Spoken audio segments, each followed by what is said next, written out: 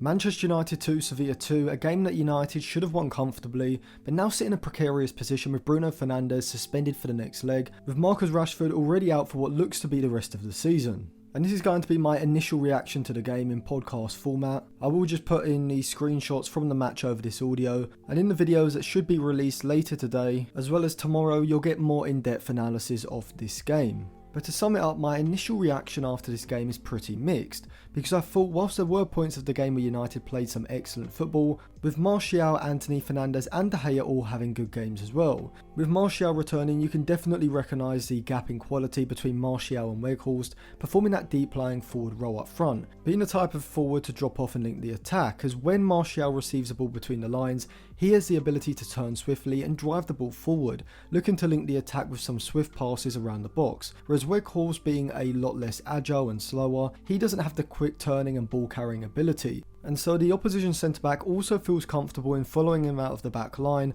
putting aggressive pressure on him when he receives the ball, knowing that the big man isn't going to be able to turn them, whereas Martial does have this ability, and I think that's why Martial statistically looks like such a good centre-forward, because he has a complete profile, capable of linking play in the middle third, injecting pace into the attack whilst also being an excellent ball progressor into the box and being able to exchange quick short passes efficiently, creating and scoring at a pretty good level when he is fit, as he ranks in the 88th percentile when compared against every other forward in Europe's top 5 leagues over the past 365 days. For his non-penalty goals with 0.57 per 90, from a non-penalty XG of 0.41 per 90 ranking in the 64th percentile, an overperformance of 0.16 non-penalty goals per 90, showing how clinical a finisher Martial is. It's just that he doesn't play enough to get the opportunity to turn that impressive per 90 stat into a total stat, as he's only managed 17 total starts in all competitions this season, scoring 7 goals, with 4 of those coming in 12 Premier League games. But impressively, he also ranks in the 80th percentile for his XG assisted,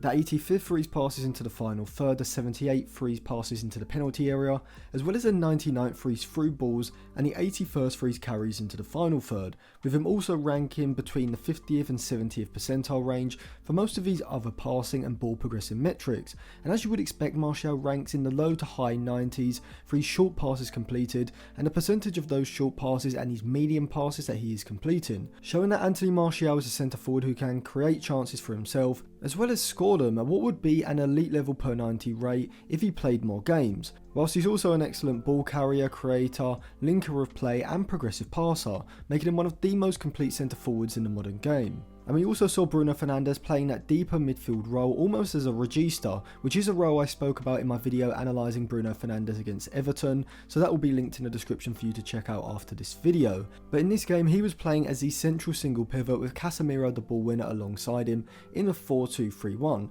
with the Brazilian dropping into a wider position in the back three to enable Fernandes to retain a deeper central position in Ten Hag's 3-1-6 possession shape. And from here I thought in the first half Fernandes was very good, not just at being a great circulator and progressor of the ball from those deeper positions, but also picking up the assist for Sabitza's first goal, where because of his deeper position he was able to receive the ball in the final third, but this time in front of the opposition's midfield line, and whereas players like Fred or McTominay in this position would have looked to continue the circulation of the ball probably out wide with a sideways pass, Fernandes has the vision and willingness to see and play a line breaking pass into Sabitza, who had the freedom to move into the centre forward position with Martial pulling out wide, and just like the pass, Sabitza's first touch is to perfection, and whilst he does get a good contact on the strike, it's the slight deflection off of the sliding Marcao that beats Bono in goal. And as in the first goal, Sabitza's high position switching with Fernandes allowed him to make this type of forward run and showcase his shooting ability that he had shown glimpses of before in his United career. And the Martial deep lying forward Sabitza second striker partnership was in full show again for the second goal, when Martial's hold up play and weight of pass to release Sabitza alongside Sabitza's emphatic finish were all perfectly in sync. And I will analyse the role of Sabitza and Martial in this game in a video that should be out soon, so make sure you subscribe to the channel for that and check out the description for more videos like this as well. So whilst what you'd almost have to refer to as a front two of Sabitza and Martial both performed very well. I thought of the two wide players, Antony and Sancho, Antony had a much better game than Sancho. I thought Antony was a lot more decisive in this game, whether this was with him turning with the ball and driving forward, looking to attempt a chance creating pass, or shifting the ball out of his feet quickly to release a shot inside of the box. Antony was very active throughout this game, whereas Jadon Sancho was a lot less decisive, being wasteful in a number of different situations when driving the attack forward in the middle third or in a one-on-one dangerous position around the box. And I think this epitomises the problem with United's attack. Apart from Marcus Rashford, all of the other advanced creators and finishers have been very inconsistent. As well as Antony was very good in this game, for most of the season he could also be labelled inconsistent, alongside Jadon Sancho and Wout Weghorst.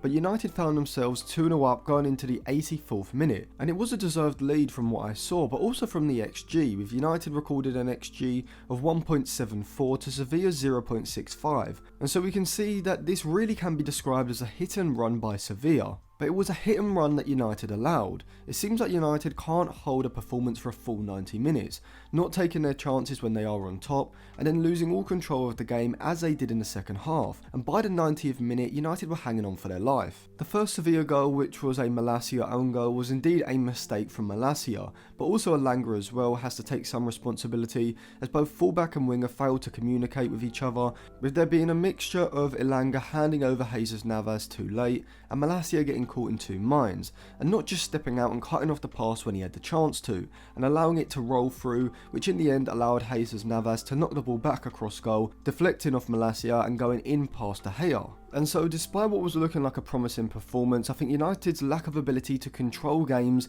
particularly big European games, has come back to bite them. If you watched how Real Madrid controlled Chelsea in the first leg of their Champions League game, or even Manchester City against Bayern Munich, you can see the difference between elite level sides and Manchester United at the minute, as United just can't control games in the midfield. And so without this ability to sustain possession and control the tempo of the game, Sevilla gained confidence and they were able to push United back into their defensive third, and it is a pretty poor defensive mistake from Malacia for the first goal, but the more defensive positions you put yourself in by not controlling possession, the greater likelihood of something like this happening. And whilst United were unlucky with the equaliser, it was the pressure Sevilla were putting on United for the previous 10 minutes that actually led up to that goal. But I think the biggest issue for United going back to the Ramon Sanchez Pizjuan in Sevilla is going to be the absence of Bruno Fernandes. Now, if Eriksen is at all fit, he's got to play, as without Fernandes or Eriksen, United just will lack any sort of creativity from deeper positions. Casemiro is a much better option in there